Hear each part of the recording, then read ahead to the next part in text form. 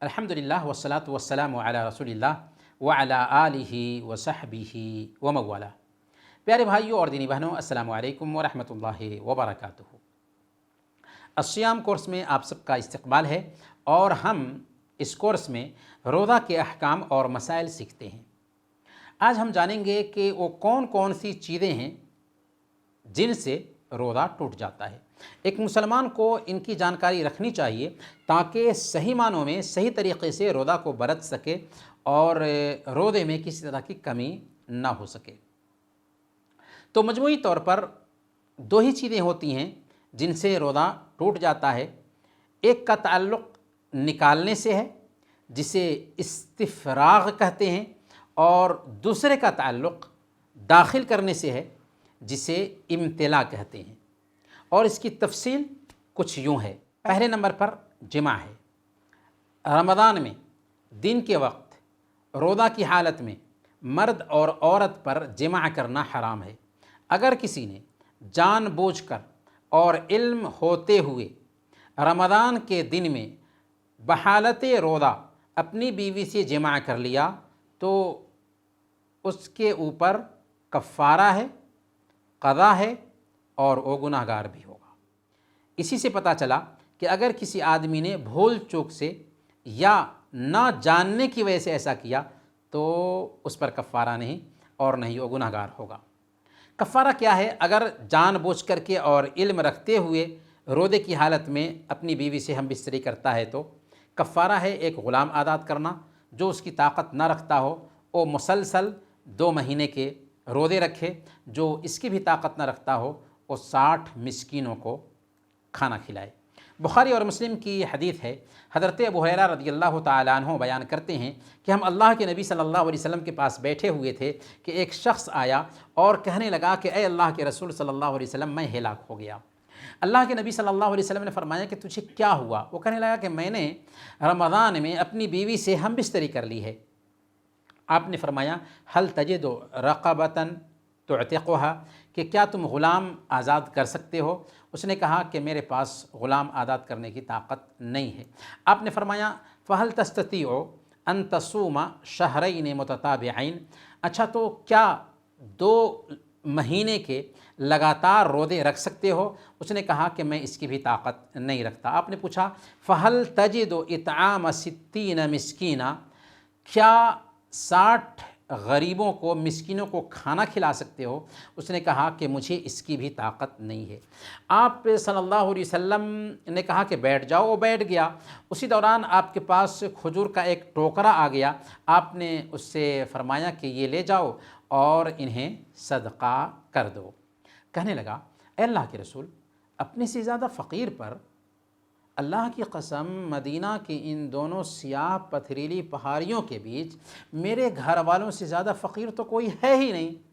اللہ کے نبی صلی اللہ علیہ وسلم مسکرا دیے حتیٰ کہ آپ کے دانت مبارک نظر آنے لگے۔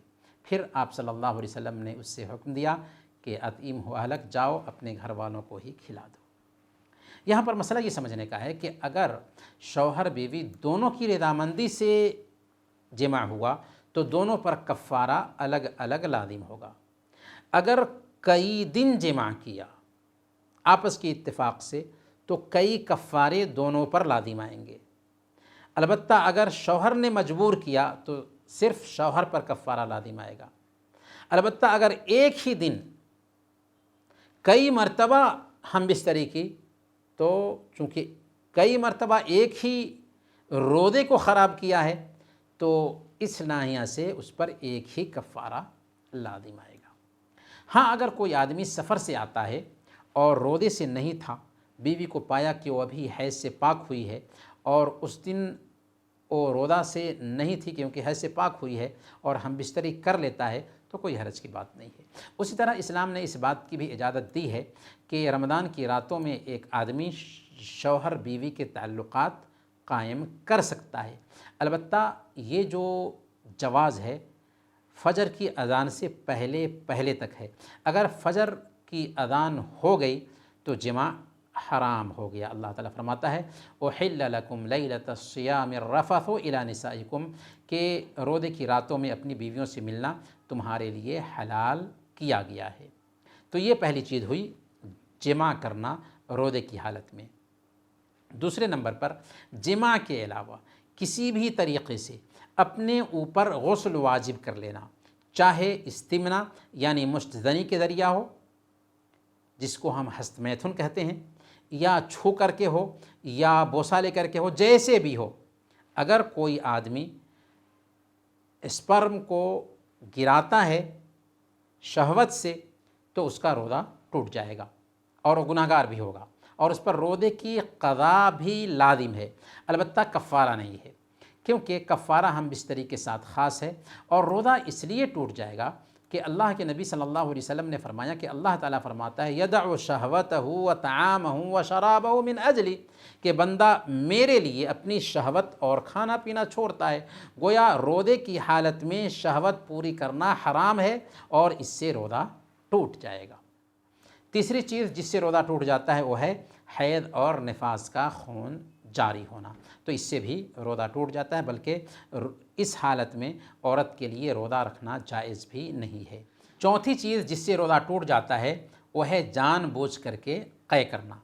اس سے یہ سمجھ میں آتا ہے کہ اگر کوئی آدمی جان بوجھ کر کے قے نہیں کرتا ہے بلکہ خود بخود قے آ جائے تو اس سے روزہ نہیں ٹوٹے گا، کیونکہ سنن ابی داؤد اور سنن ترمذی کی روایت ہے، اللہ کے نبی صلی اللہ علیہ وسلم ارشاد فرماتے ہیں من ذرہ القیء فلیس علیہ قضاء ومن استقاء عمدا فلیقض، کہ جسے خود بخود قے آ جائے اس پر قضا نہیں، اور جس نے جان بوجھ کر کے قے کیا اسے چاہیے کہ روزے کی قضا کرے۔ جن چیزوں سے روزہ ٹوٹ جاتا ہے ان میں 5ویں نمبر پر جان بوجھ کر کے کھانا پینا، البتہ اگر بھول چوک کر کے کوئی آدمی کھا پی لیتا ہے تو اس سے روزہ متاثر نہیں ہوگا، اس کو چاہیے کہ روزہ مکمل کرے۔ صحیح بخاری اور صحیح مسلم کی روایت ہے، حضرت ابو ہریرہ رضی اللہ تعالیٰ عنہ بیان کرتے ہیں کہ اللہ کے نبی صلی اللہ علیہ وسلم نے ارشاد فرمایا من نسی وهو صائم فاکل او شرب فلیتم صومہ فانما اطعمہ اللہ وسقا، جس نے بحالت روزہ بھول چوک کر کے کھا پی لیا تو اس کو چاہیے کہ اپنا روزہ مکمل کرے، کیونکہ اللہ تعالیٰ نے اسے کھلایا اور پلایا ہے، اس کا روزہ ہو جائے گا کیونکہ وہ بھول چوک کر کے کھا پی لیا ہے۔ چھٹی چیز جس سے روزہ ٹوٹ جاتا ہے ناک کے راستے پیٹ تک پانی پہنچانا، یا گردن کے رگ کے راستے غذائیت پہنچانا، یا خون کا انجیکشن دینا، ان سب حالتوں میں روزہ ٹوٹ جائے گا کیونکہ ان چیزوں میں غذائیت پائی جاتی ہے۔ اسی قبیل سے طاقت کے انجیکشن بھی آتے ہیں کیونکہ وہ طاقت کے لیے دیے جاتے ہیں اور غذا کے قائم مقام ہوتے ہیں، لہذا ان سے بھی روزہ ٹوٹ جائے گا۔ البتہ اگر انجیکشن ایسا ہے جو نارمل ہے اور غذائی انجیکشن نہیں تو اس سے روزہ نہیں ٹوٹے گا، اسے لینے میں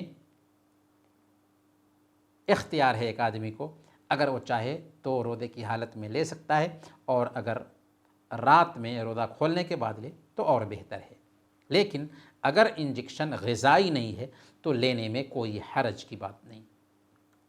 7ویں نمبر پر جسم سے خون کا نکالنا، چاہے سنگھی یا پسنے لگوانے سے ہو یا کسی مریض کو خون دینے کی خاطر ہو، ان صورتوں میں امام احمد اور ایک قول کے مطابق شافعیہ کے نزدیک روزہ ٹوٹ جائے گا، جبکہ جمہور علماء اس بات کے قائل ہیں کہ پچھنا لگوانے سے یا ضرورت کے وقت مریض کو خون دینے سے روزہ نہیں ٹوٹتا۔ یہاں پر ایک مسئلہ اور جاننے کا ہے کہ گردوں کی صفائی جسے ڈائلیسس کہتے ہیں، اس سے بھی روزہ ٹوٹ جائے گا، کیونکہ ڈائلیسس کا عمل غذائی مواد یا نمکیات کے بغیر ممکن ہوتا ہی نہیں ہے۔ گردوں کے مریض کو ویسے بھی چاہیے کہ روزہ نہ رکھے۔ ایک اہم مسئلہ یہ بھی یہاں پر سمجھنا ہے کہ اگر مؤذن نے سورج ڈوبنے سے پہلے ہی اذان دے دی اور لوگوں نے افطار کر لیا تو آیا لوگوں کا روزہ ہوا یا ان کو قضا کرنی ہوگی؟ تو اس سلسلے میں علماء کے دو اقوال ہیں۔ بعض اہل علم کہتے ہیں کہ جس نے سورج ڈوبنے سے پہلے ہی افطار کر لی تو اس پر قضا ہے، کیونکہ اصل یہ ہے کہ دن باقی تھا، اور اس حوالے سے بعض اہل علم یہ کہتے ہیں کہ اس کا روزہ صحیح ہے اور اس پر قضا نہیں ہے، کیونکہ اس نے جان بوجھ کر کے ایسا نہیں کیا ہے، مؤذن نے وقت سے پہلے اذان دے دیا لہذا انہوں نے افطار کیا ہے، تو اس پر قضا نہیں ہے۔ اور مجاہد اور حسن رحمہ اللہ سے یہی مروی ہے، اور امام اسحاق اور امام احمد حنبل سے بھی ایک قول یہی ہے۔ ان کی دلیل یہ ہے کہ اللہ فرماتا ہے ربنا لا تؤاخذنا ان نسینا او اخطانا، کہ اگر ہم بھول جائیں یا غلطی کر جائیں تو اے اللہ ہمارا مواخذہ نہ کرنا، ہماری گرفت نہ فرمانا۔ اس آیت سے پتہ یہ چلا کہ بھول چوک اور غلطی پر گرفت اللہ تعالیٰ نہیں کرتا ہے۔ اور صحیح بخاری کی ایک روایت میں آتا ہے، حضرت اسماء بنت ابی بکر رضی اللہ تعالیٰ عنہا بیان کرتی ہیں کہ ہم نے اللہ کے نبی صلی اللہ علیہ وسلم کے زمانے میں بدلی والے دن افطار کر لیا، بدلی چھائی ہوئی تھی اور سمجھا کہ سورج ڈوب گیا ہے، حالانکہ سورج نہیں ڈوبا تھا، افطار کر لیا، پھر سورج نکل آیا۔